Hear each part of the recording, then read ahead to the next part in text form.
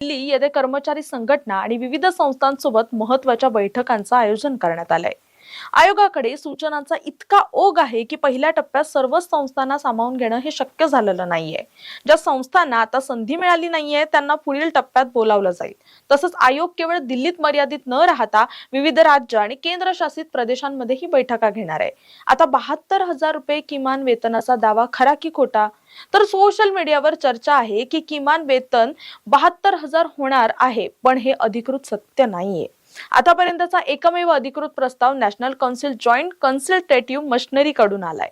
किमान मूळ वेतन ₹59,000 असावं आणि फिटमेंट फॅक्टर 3.83 असावा अशी मागणी या संस्थेने केली आहे।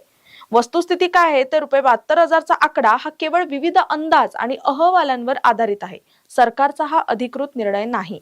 आयोग सध्या फक्त माहिती आणि मतं गोळा करते। वेतन, भत्ते किंवा फिटमेंट फॅक्टर बाबत अद्याप कोणताही अंतिम निर्णय झालेला नाहीये। कर्मचाऱ्यांनी सोशल मीडियावरील अफवांवर विश्वास न ठेवता केवळ अधिकृत सरकारी घोषणांचीच वाट पाहणं हिताचं ठरेल।